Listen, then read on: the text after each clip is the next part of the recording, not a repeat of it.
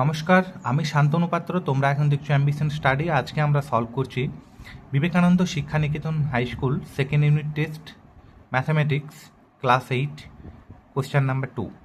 প্রশ্নটা আমরা পড়ে নিচ্ছি। The digit of a 2 digit number differ by 3।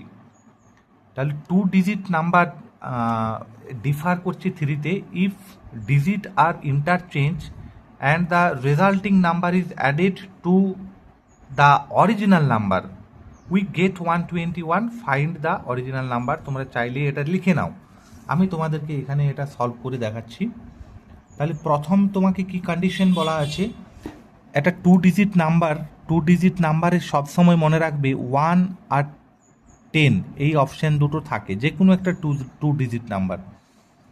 এখানে এটা আমার মেয়ে যে অঙ্কটা করেছে, আমি জানি না ঠিক না ভুল, দেখে নিচ্ছি। ও অ্যান্সারটা করেছে 74 এসছে ওর।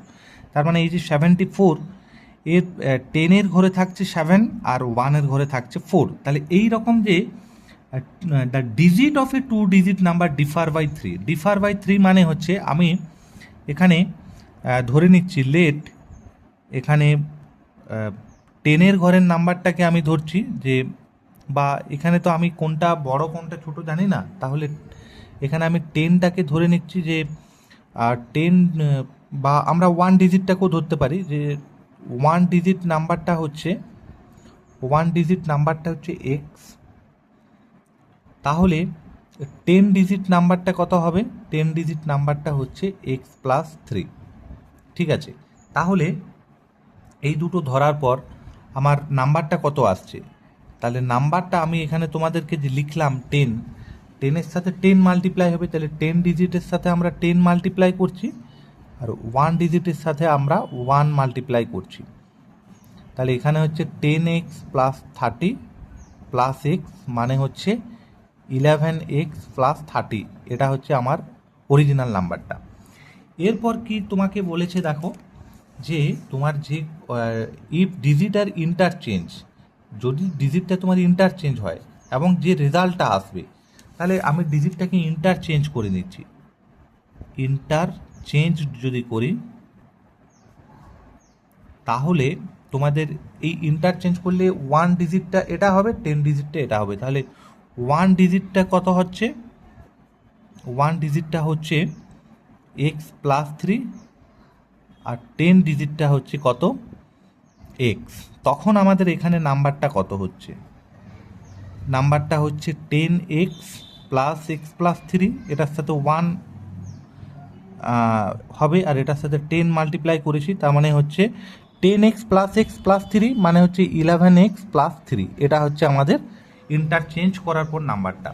এরপর তোমাকে এখানে কি বলেছে দেখো, বলা হয়েছে যে and the resulting number is added to the original number. মানে এই যে রেজাল্টিং নাম্বার হচ্ছে এটা, এই যে রেজাল্টিং নাম্বার হচ্ছে এটা,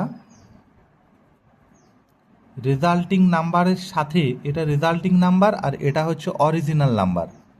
এই রেজাল্টিং নাম্বারের সাথে যদি আমরা এই অরিজিনাল নাম্বারটাকে অ্যাড করি, তাহলে এটা কত আসবে? এটা 121 আসবে। তাহলে আমরা এখানে লিখতে পারি